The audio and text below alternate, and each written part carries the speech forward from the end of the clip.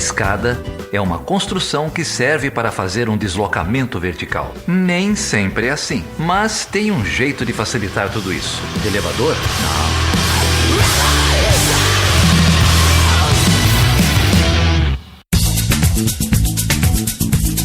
Seja bem-vindo e seja bem-vinda a mais uma edição do Chutando a Escada. Eu sou Geraldo Zaran, estou sozinho hoje aqui nessa edição de Carnaval. Felipe deve estar pulando Carnaval aí em alguma localidade secreta. Hoje a gente vai bater um papo aqui com Jamil Chad, jornalista, especialista em cobertura de política internacional. Jamil já esteve aqui com a gente mais de uma vez, grande amigo do podcast. O Jamil cobre especialmente os temas do sistema ONU a partir de Genebra, que é onde ele está. Não fala só disso, mas fala de muita coisa, mas cobre bastante temas de direitos humanos que estão aí no centro, né, da projeção internacional desse governo. Enquanto a gente está conversando aqui agora, enquanto eu estou soltando esse episódio, o Jamil está lá cobrindo a visita da Damares nos órgãos de direitos humanos da ONU em Genebra. A ministra Damares já está metendo os pés pelas mãos. Pode ver aí vídeos dela no Twitter, enfim, o que você quiser, dizendo que o Bolsonaro é o presidente das crianças, que o carnaval é uma ofensa à fé cristã, só pataquada. A gente vai conversar um pouquinho sobre isso, sobre como isso não é...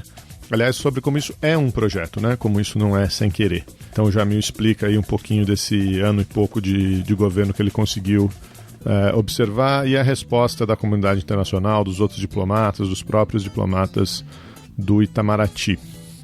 Esse programa foi gravado ao vivo com o Jamil, na passagem dele aqui por São Paulo na semana passada. Agradecer de novo o Jamil pelo tempo, pela paciência dele. Mas foi gravado também numa localidade que não será divulgada, com muito barulho ambiente. Era um café, então você pode ouvir aí conversas de pessoa ao fundo, uma máquina de expresso ligada, uma bateção de prato, de copo. A gente tentou tratar o áudio, vocês nos perdoem aí se o episódio não vai seguir a qualidade que normalmente a gente costuma prezar, mas tá legal, vale a pena. Acho que dá pra gente ter uma discussão sobre política externa no governo Bolsonaro muito, muito qualificada. Carnaval, a gente está vendo uma festa bonita pelo Brasil todo, muita manifestação, muito samba enredo crítico. Vamos comentar isso aí também nas próximas semanas. Ainda tem muita coisa acontecendo, mas a Mangueira já desfilou aí na avenida trazendo de novo essa temática, né, do racismo no Brasil, do preconceito, da discriminação, com muitas manifestações confusas aí por parte de quem apoia esse governo. E vamos conversar, tem muita coisa importante acontecendo. O carnaval é festa, mas também o carnaval é política, não tem como não ser. Como sempre, eu queria agradecer os apoiadores desse projeto. Se você quer apoiar esse projeto, você pode entrar lá em chutandoaescada.com.br/apoio, assim como fez a Carol Rodrigues, o Cristiano Ferraz, o Léo Pérez e o Vinícius Fernandes de Oliveira. Eles entraram lá no nosso site, passaram a apoiar esse projeto. Isso é importante para a continuidade do Chutando a Escada. Você pode contribuir numa das nossas 3 campanhas pelo Catarse, pelo Patreon ou pelo PicPay. E para descontrair, vamos ouvir aí um quadro de um desses programas da Vênus Platinada, que de vez em quando acerta. Se você não ouviu essa música ainda, procure aí o funk da abstenção. E olha, gente, só para deixar muito claro, cada um faz o que quiser com o seu corpo, cada um escolhe a hora ou não de ter relação sexual, a gente respeita isso, a escolha é individual, a escolha é de cada um. O que não pode é dizer que a abstinência sexual é política pública. Isso é um absurdo, está comprovado que não dá certo. Pelo contrário, isso causa mais dano às vidas pessoais, às vidas, né, dessas pessoas, e ao sistema público de saúde, que também eles estão tentando destruir, né? Então vai ver, é de propósito. Abstinência sexual não é política pública, você tem que ter política de prevenção de gravidez, de planejamento familiar, de previsão de gravidez não solicitada, mas também prevenção contra a disseminação de doenças sexualmente transmissíveis, enfim, proteção para todo mundo. A escolha é sua, você faz o que quiser, na hora que você quiser, mas política pública é outra história. Tô solteira, mas escolhi esperar daquele jeito. Ela não transa, não engravida. Ela é jovem, mas é prevenida. Jô Satanás, não caio no seu truque. Mostra até o meu joelho, mas não faço fuque-fuque. Quer transar, só depois de se casar. Quer transar, só depois de se casar. Eu vou fugir da tentação, assim, pra não dar infecção. Em mim, abstinência é mó da hora. É sim, pra espantar o coisa ruim. Eu vim, não vou fazer fornicação. Vou ficar em oração, vou aniquilar o cão. Então eleva o coração. Levanta o dedinho, diga que não. É o bonde da abstenção. Então eleva o coração. Levanta o dedinho e diga que não. É o bonde da abstenção. Tchum-tchá, tchum-tchá, tchum-tchá, tchum-tchá. Então, gente, a gente tá aqui, um prazer enorme de receber de novo o Jamil Chad, jornalista, autor, dono do blog do Jamil. O que é? Não sei. Eu também não sei. Antes eu dizia que você era correspondente do Estadão, agora não sei, jornalista do UOL, como é que eu nem sei como eu te apresento. Agora o blog migrou para uma coluna, então agora é colunista. Colunista do UOL, muito colunista. bem, então, colunista do UOL. Mas não muda nada, fica tranquilo. Grande amigo aqui do podcast, já esteve com a gente 2 vezes, primeiro falando de futebol e política lá às vésperas da Copa da Rússia, depois no lançamento do livro dele que eu recomendo para todo mundo, né, O Caminho de Abraão. Teve um especial também, né, Geraldo? A gente fez uma montagem, um pedacinho sobre a Catalunha, né, Isso. Naquela conjuntura lá que até hoje meio que não se resolveu, né? Não. Mas trouxemos aqui o Jamil de volta para falar um pouquinho com a gente de política externa no governo Bolsonaro. E o Jamil está numa posição muito peculiar, particular, especial, né? Cobrindo política externa lá em Genebra. Não só em Genebra, né? Mas bastante em Genebra. Uma cidade com uma série de organismos das Nações Unidas e, às vezes, organismos que não são tão alardeados pela mídia, né? A Assembleia Geral está em Nova York, o Conselho de Segurança está em Nova York, mas a gente tem uma série de órgãos lá em Genebra e o Jamil faz esse acompanhamento, né? Comissão de Direitos Humanos... Unesco, bom, Unesco não, mas a Unicef, mas a Unesco tem o seu trabalho lá também. Então quiser já tocar, Jamil, como é que é, né? Como é que estar lá em Genebra, que tipo de órgão você faz e... Acho que a grande pergunta é o que mudou, né? Como é que a comunidade internacional tem recebido aí as mudanças desse governo, né? Genebra, de uma certa forma, antes de mais nada, é um prazer. E, na verdade, eu pensei que era a terceira vez, eu ia pedir música já do Fantástico, pode pedir. Mas como já não é mais a terceira vez, eu perdi a minha chance. Então, paciência, deixa para a próxima.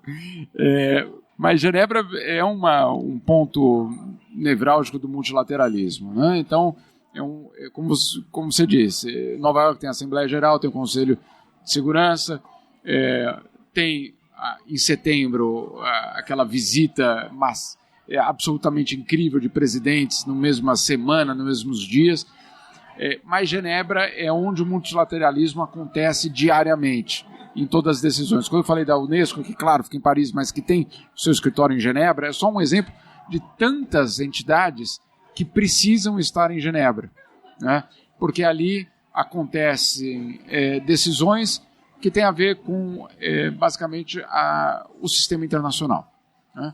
Então, Genebra é especial por esse motivo, porque você tem, numa cidade pequena e num raio de no máximo 2 quilômetros, basicamente 40 entidades internacionais que moldam o arcabouço das leis que basicamente estabelecem como os países se relacionam. Padrões de conduta, né? Não são exatamente leis implementáveis, mas são padrões de conduta, né? A gente fala muito da ONU, tem a OMC também, Exato. tem a Organização Mundial do Comércio. Tem a OMP de propriedade intelectual, tem a OMS com coronavírus. Isso. Na esquina, na outra esquina tem o Acnur com direitos com refugiados, tem o Alto Comissário de Direitos Humanos. Então você tem... Tá todo mundo lá. Né? Cara, e você, enfim, a gente brinca aqui, mas de um jeito ou de outro, o seu blog, as suas colunas no Estadão já faziam isso, mas as colunas no UOL agora estão refletindo esse centro nevrálgico, né? Até porque vários dos temas que são, vamos dizer assim, eu não sei se eles são o carro-chefe desse governo, mas certamente são temas polêmicos desse governo, estão representados nesses fóruns multilaterais, né? Para quem não se lembra, o Jamil foi um jornalista que cobriu em primeira mão a visita do João Willis na Comissão de Direitos Humanos da ONU, num dos eventos organizados ali, ele não estava falando em nome do Brasil, que teve um repúdio da diplomacia brasileira ao vivo, em loco, muito forte, aquilo teve uma repercussão muito grande. Se você pudesse falar um pouco disso, Jamil, e como a diplomacia brasileira tem mudado a sua representação nesses organismos em temas, né, como direitos humanos, como proteção ambiental, que são os temas que você está cobrindo por ali, né? Tem razão, meu caro. E aquele evento do Jean Willis era um evento que a gente pode dizer tranquilamente rotineiro. Daquela mesma forma que o Jean Willis foi à ONU falar sobre o Brasil, dezenas de outros eventos aconteceram, com uma diferença. Ele era, entre aspas, o inimigo do presidente. Né? Por que eu digo isso? Porque a viúva da Marielle vai e não é que não acontece nada. O governo brasileiro não se dá o trabalho de mandar embaixadora. Quando vai líderes indígenas, tampouco, a embaixadora não está presente. Quando vai as vítimas das barragens, ela também não aparece. Mas ela aparece para atacar Jean Willis.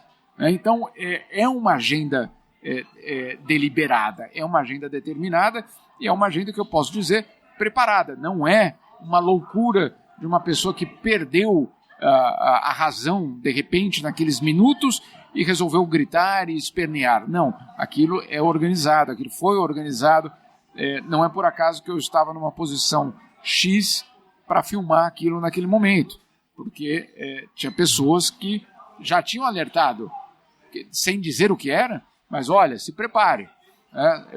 Dizer se prepare para o jornalista, né, não preciso dizer. Uhum. Então, ao contrário do que, talvez até um erro meu mesmo, ao reportar tudo isso, e que eu estou tentando corrigir todos os dias, ao contrário de fazer isso parecer ser uma loucura, isso não é uma loucura.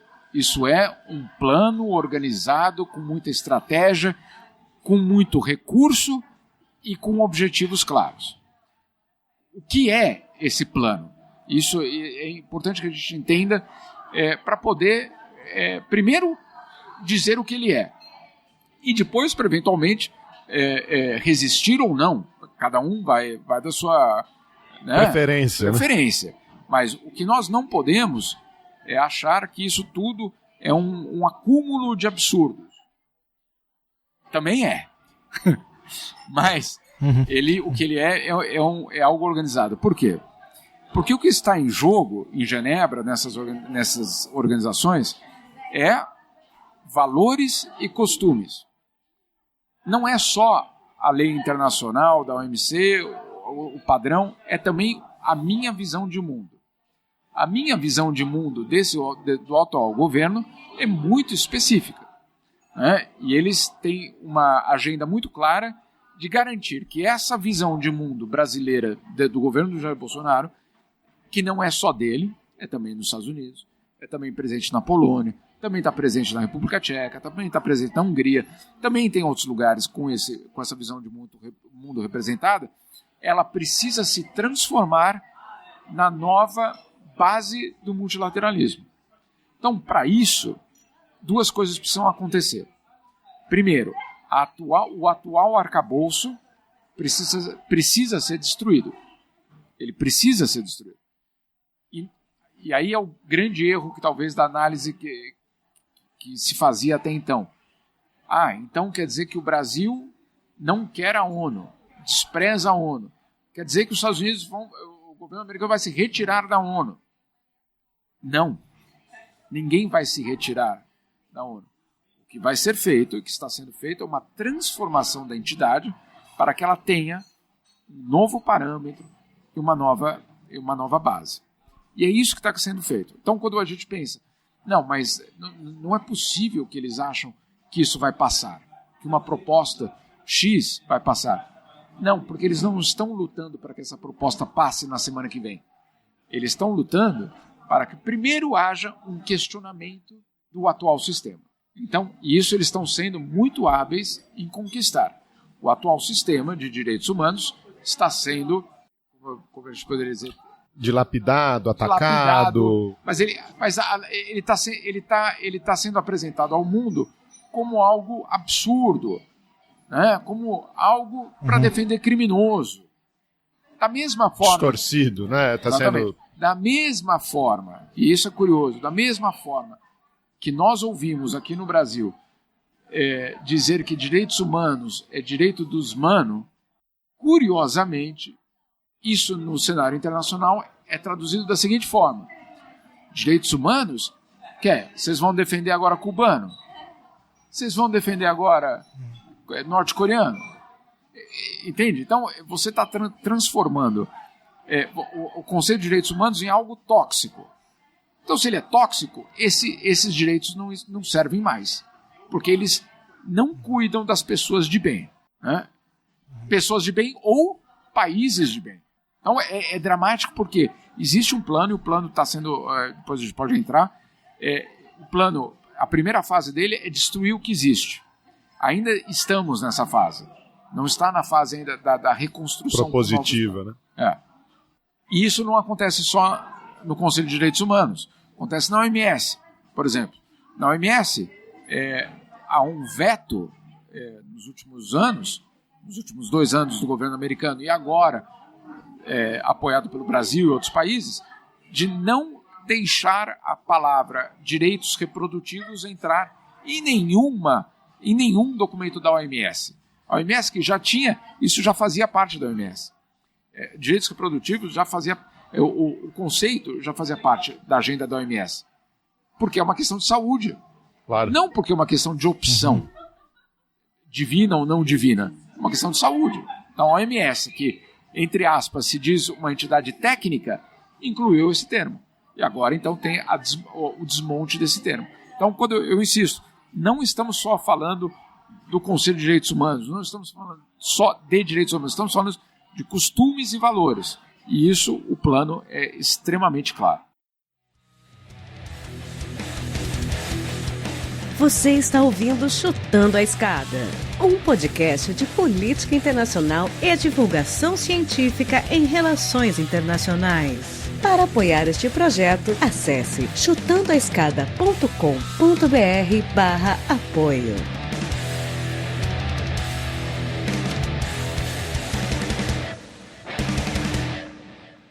Ô Jamil, é muito interessante a maneira como você coloca, né? É uma espécie de uma radicalização dentro do sistema, né? Você fala que, agora há pouco, que há um erro, né, na análise, que não é uma questão apenas de romper com o sistema, mas de transformar o sistema por dentro de um discurso radical e tudo mais. Você também falou, aí falando especificamente do caso brasileiro, que não se trata de loucura, que é um projeto, é claro que a dimensão enfim, desse discurso translocado também existe, mas a dúvida que eu tenho, assim, é que em off, assim, o que os representantes brasileiros, diplomatas, falam sobre essa postura do governo brasileiro? Porque, veja, os nossos diplomatas são técnicos bastante capacitados, né? A gente sabe disso, mundialmente conhecidos como técnicos capacitados.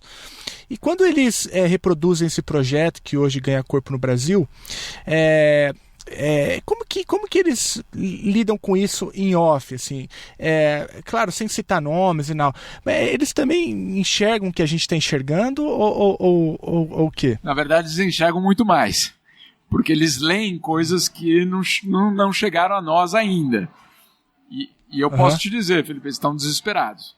Porque tem um grupo dentro do Itamaraty, um grupo real, que não é partidário. Tem agentes, vamos dizer assim, tem funcionários de Estado no Itamaraty, que sabem, desde que entraram na carreira, sabem que quando mudar o governo, muda a política.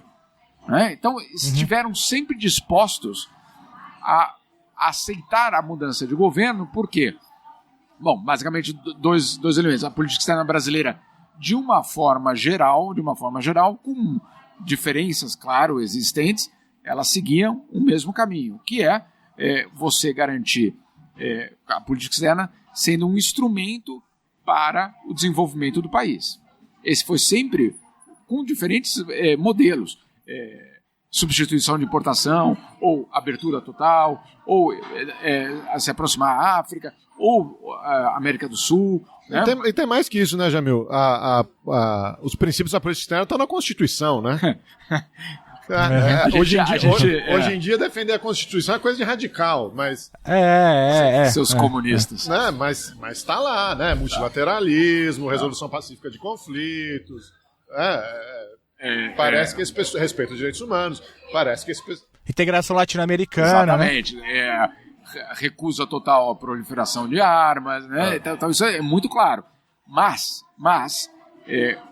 a grande diferença deste momento é que existe uma transformação da política externa que não sou eu que digo, o Recupero diz de uma forma super clara que ele jamais na carreira dele viu.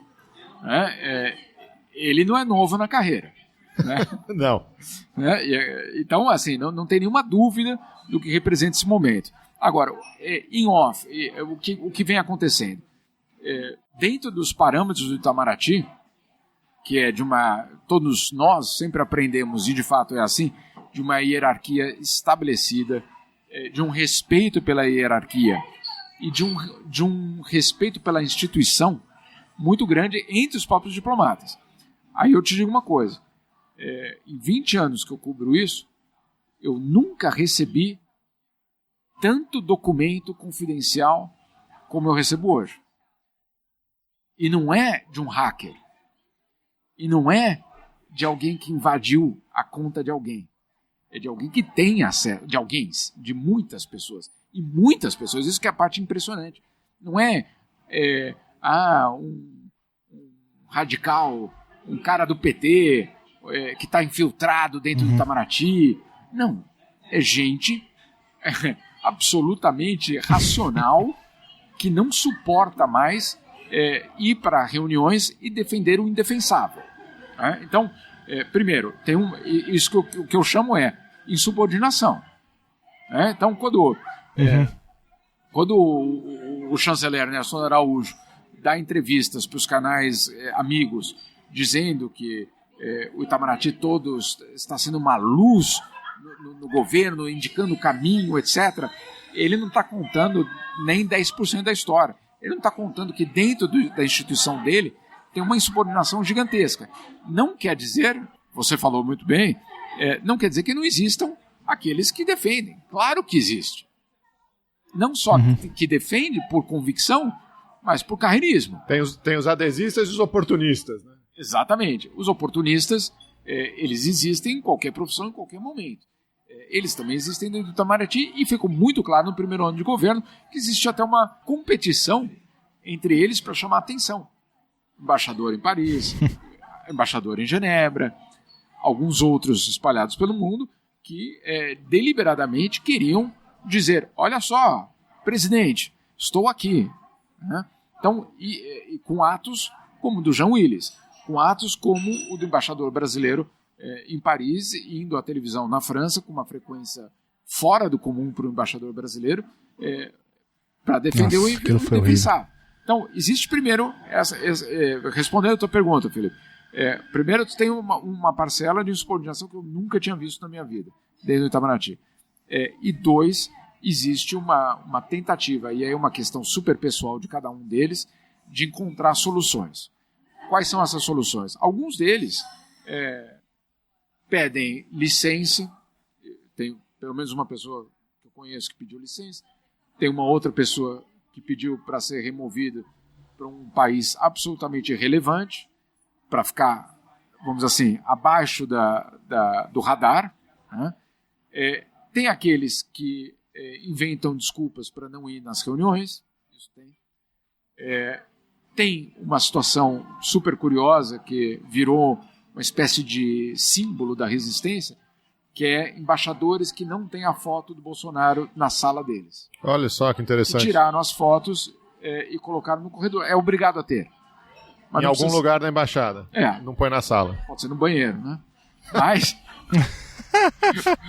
Tô brincando, mas vários deles puseram no corredor, né? Porque não querem na sala dele. Então, isso é real. Agora, quando é que a gente ouviu essas reações, entre aspas, vou repetir, entre aspas, revolucionárias dentro do Itamaraty? Eu nunca tinha ouvido. E Jamil, e a resposta externa, cara? Porque eu imagino que os diplomatas dos outros países que se acostumaram a lidar com a diplomacia brasileira, com a diplomacia de negociação, de mediação, de achar compromisso, esses caras, eles têm algum... Como é que um diplomata em Genebra, um diplomata da Argentina, um diplomata do Uruguai, um diplomata da França, da Espanha, como é que esses caras reagem? Olha, eu tive em várias reuniões. A ONU comete um crime muito grande, que é deixar jornalista entrar em muitas dessas reuniões. E aí, eu não vou nem dar... A OMC não deixa. Então, sabe, é muito claro. Na OMC, você não vê, porque você não pode entrar. Né? Uhum. Na ONU ainda é aberto, não sei por quanto tempo. E o que eu vi, eu insisto, não é alguém que me relatou a reunião. Eu faço questão, por exemplo, quando eu vou nessas reuniões, como não tem lugar marcado, eu sento entre os países. Eu não sento no fundo da sala para ver de longe e tal. Eu sento, por exemplo, do lado da União Europeia, eu sento do lado do Chile, entendeu? Porque eu quero ver... Fica passando bilhetinho. Exatamente. Eu quero ver essas reações reais. Bom, o que a gente vê? Primeiro, quando isso tudo começou, uma surpresa absurda. Inclusive por exemplo, um embaixador mexicano, que eu fui perguntar para ele, e ele dizia, não, deve ter sido um engano do diplomata brasileiro que veio defender essa posição. Mas ele genuinamente achando que era um engano. Não é que ele estava ironizando a história. Ele achava de fato, não, amanhã, na próxima reunião, não vai ser assim. Recebeu um memorando errado, daqui a pouco... Leu de ponta cabeça, né? Sei lá. Não. E aí eles se deram conta muito rapidamente que aquela era a nova realidade do Brasil. Quando isso aconteceu, eles pararam, porque primeiro eles riam. Depois de rir, caiu o queixo. Né? Quando acabou a risada, caiu o queixo. E depois de cair o queixo, eles começaram a se organizar para isolar o Brasil. Então, essa é a realidade, mais do que um país determinado, França, Argentina, ou Cuba. Cuba não, porque Cuba está adorando essa posição atual. Né? É fácil fazer oposição ao Bolsonaro. É super fácil. Cuba ganhou um presente. Né? Não só Cuba, Venezuela, todos os países ganharam um presente. Entre aspas, por favor, gente, entre aspas. Com um maluco do outro lado. Né? Por quê? Porque não é maluco. Né? Então para esses países que não respeitam os direitos humanos, que são violadores de direitos humanos, você tem do outro lado da sala agora um outro violador de direitos humanos. Então pronto. Mais histriônico. Tá 2-2 ou 3-3, mas não tá 7-1, né? Pra usar um. Não tá.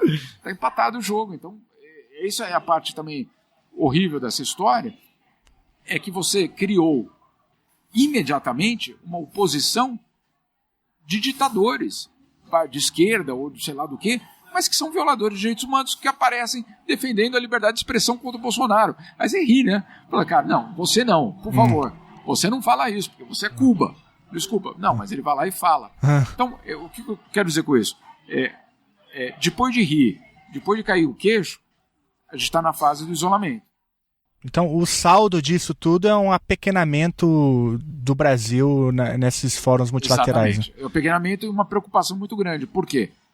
Porque se eventualmente outros governos pequenos, aí pequeno, o que é pequeno diplomaticamente? São os centro-americanos, são os sul-americanos, né, sem grande expressão, são os africanos, são o leste europeu, né, não todos africanos, obviamente, países que dependem de outros. Se esses países acharem que, bom, não estamos ganhando nada desse lado, a gente pode mudar para o outro lado. Porque o outro lado tem um grandão apoiando essas visões. Né? E só para completar, eu queria contar um caso que foi, para mim, eu achei muito chocante, porque foi...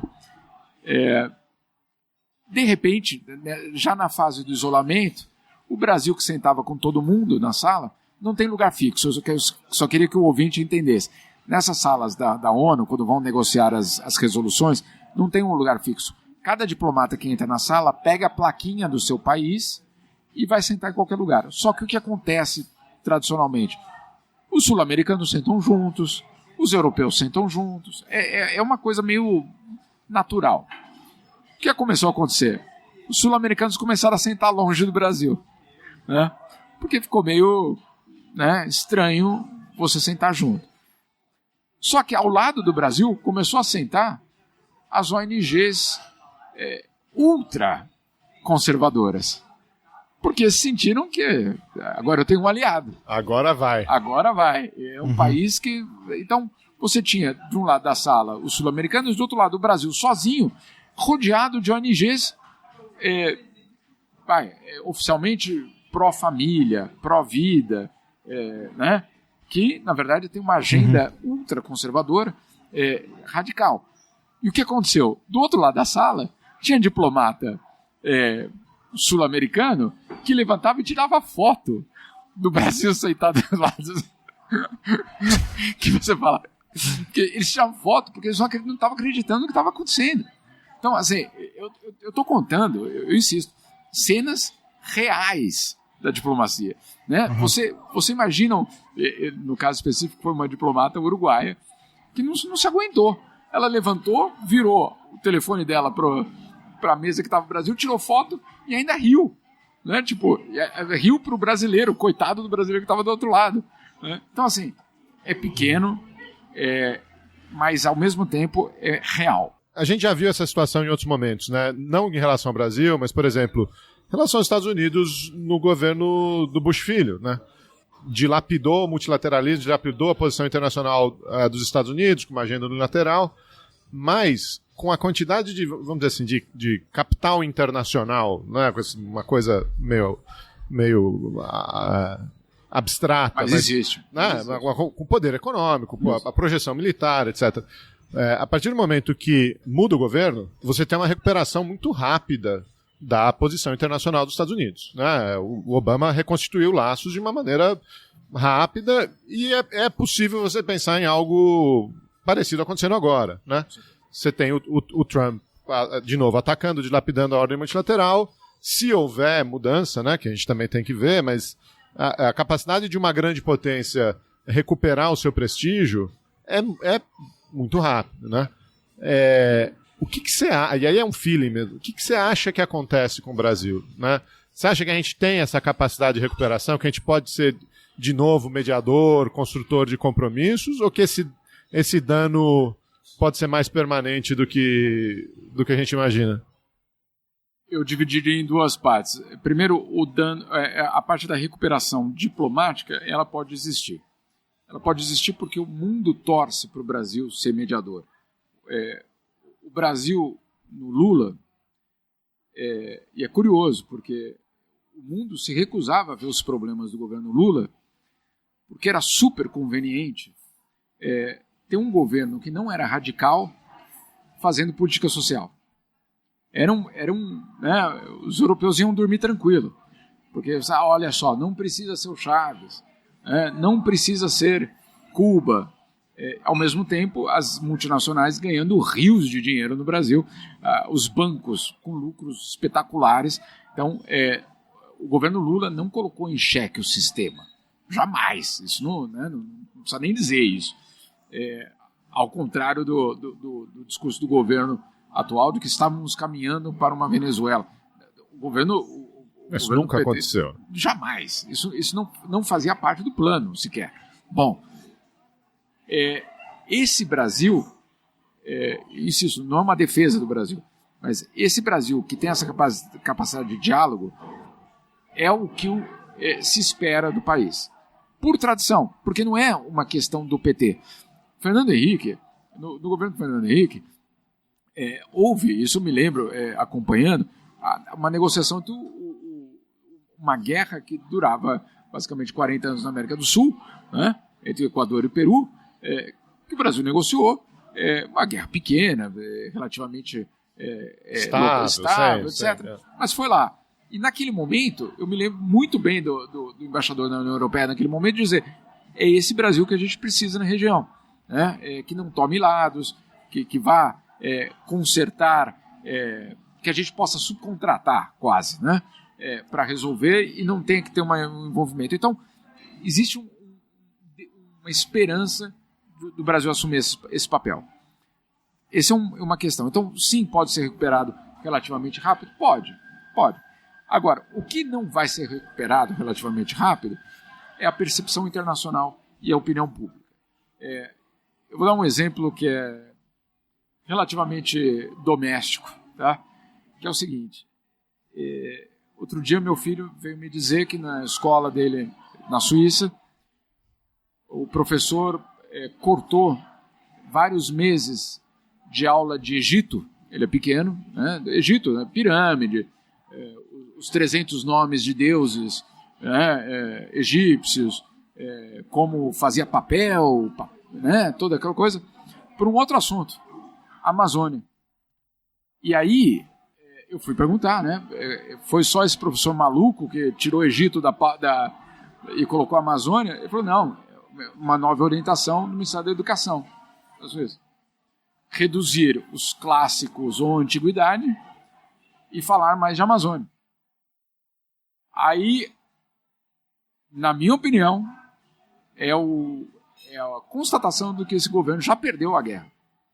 Porque você vai, de repente, conseguir que o acordo Mercosul-União Europeia seja assinado e ratificado, você vai conseguir investimentos, você vai fazer privatização e os europeus vão vir e comprar, mas a geração que está sendo formada na Europa está sendo formada com o seguinte slogan: que pena que no Brasil tem aqueles malucos cortando a floresta.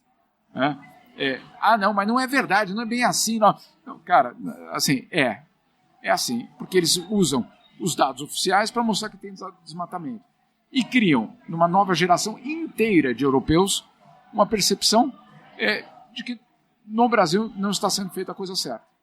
Então, a opinião pública, eu vi isso em várias das... Eu segui a Greta em várias das marchas delas, e essa juventude que não sabia quem era o presidente do Brasil, descobriu o nome do presidente do Brasil via Amazônia.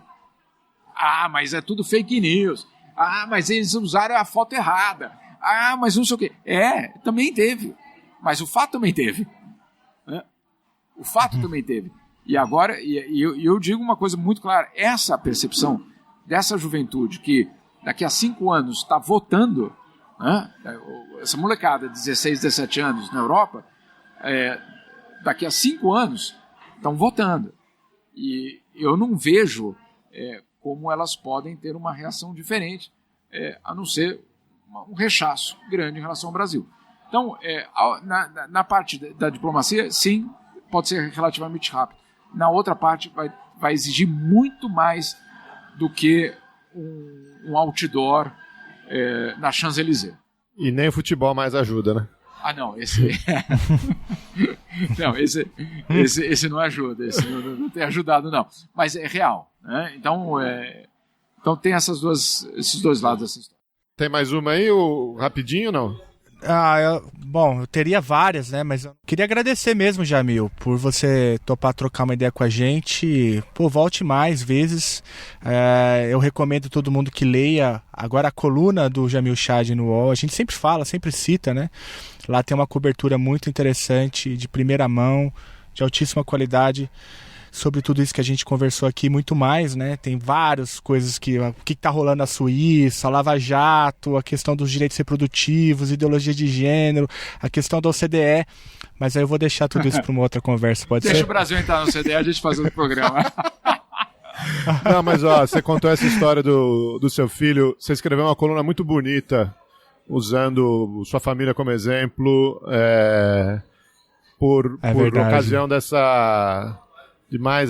esse absurdo, né, que o Paulo Guedes falou aí há pouco tempo, falando sobre o que é uma democracia de verdade, né, que não é só na urna, mas é na relação das pessoas, né, na relação dos cidadãos. Sabe que eu fui criticado na Suíça por essa coluna?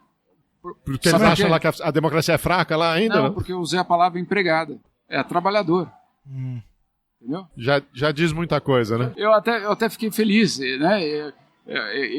Várias pessoas, de alguma forma, essas coisas circulam, obviamente, e teve críticas, assim, de uma forma bastante duras, de que eu ainda não entendi o que é a democracia lá, porque, primeiro, eu não teria chamado essas pessoas de empregadas. Então, é radical. Você quer deixar uma palavra sobre o que está acontecendo com a Patrícia, bicho? Sim. Olha, a Patrícia, primeiro, é inquestionável o trabalho dela. É inquestionável. Não é defender nenhuma pessoa que é amiga e nenhuma pessoa que está na mesma profissão. Não é isso. Mas é inquestionável. Eu conheço a Patrícia há 20 anos. Mas não é a Patrícia. E essa é a parte dramática dessa história. Hoje é a Patrícia. Amanhã será outro repórter lá em Brasília. Depois será mais um. Depois será vai ser a Miriam, vai ser a Vera, vai ser... Teve o caso da jornalista do Estadão também. Constância, essa história é dramática. Constância que caiu num trote, basicamente, político, que é o que fizeram. Nunca ninguém foi pedir desculpa para ela eu não saberia nem dizer, não é um ataque, né? É um bombardeio que ela sofreu naqueles dias. Ninguém nunca veio falar para ela, desculpa, era mentira, né? Nós falseamos as tuas falas em inglês, né? Porque foi isso que aconteceu. A tradução que escreveram do que ela falou não era aquilo. Então, o ataque, e eu insisto, voltando àquele ponto principal, ele é coordenado, ele é organizado, ele é muito bem pensado. Então, por exemplo, uma questão que tem que ser pensada, quando o depoimento na CPI aconteceu, sim, o brasileiro é super criativo, mas em 5 minutos não existe 70 memes diferentes. Está tudo pronto. Sobre o assunto. Então, assim, não vamos ser ingênuos achando que foi um caso isolado. Não, foi um caso extremamente grave, porque demonstra o que tem por trás de um governo que não aceita ser questionado. O meu medo é de que, se nada acontecer depois de um ataque desse, como já não aconteceu nada depois da Constância. Quando a Constância, pós-Constância, não houve nada. Ninguém foi punido, nenhuma conta foi fechada, nada disso aconteceu. Se nada acontecer na questão da Patrícia, não é uma barragem que está se rompendo. Cara, é Itaipu, entendeu? E aí vai salvar. Porque quem vai ser inundado não são os jornalistas. Essa é a parte que a gente precisa colocar. Eu não estou defendendo a minha profissão, não estou defendendo meus amigos, não estou defendendo meu colega. Na boa, eu estou defendendo o teu direito de saber o que está acontecendo. Hoje é por mim, amanhã é por outro. E não tem... Agora, vamos imaginar que isso foi um caso isolado, que não é. Mas imaginemos que isso é um caso isolado que vai acabar aqui. Se ele vai acabar aqui, ele precisa de uma punição. Se não houver punição, eu digo, alguma medida. Se não houver alguma medida de resposta a isso, A porta está aberta. Está completamente escancarada. Jamil, super obrigado, cara. Abusamos do seu tempo aqui. Sempre um prazer falar contigo. É um prazer meu e muito legal a continuação do podcast de vocês. Eu sempre digo, quanto mais vozes nesse debate, melhor. Quanto mais gente qualificada como vocês apresentando sistemas, melhor.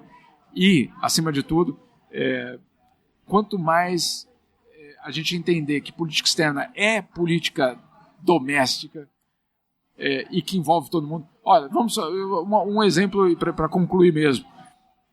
Durante a campanha eleitoral, ninguém falou de política externa. E, de repente, os grandes temas do governo são temas de política externa. Mesmo a Amazônia é tema de política externa. Então, não tem mais essa fronteira que não existe. Não existe. É isso aí. Muito bem, Jamil. Obrigado, Valeu, cara. Obrigado aí a vocês.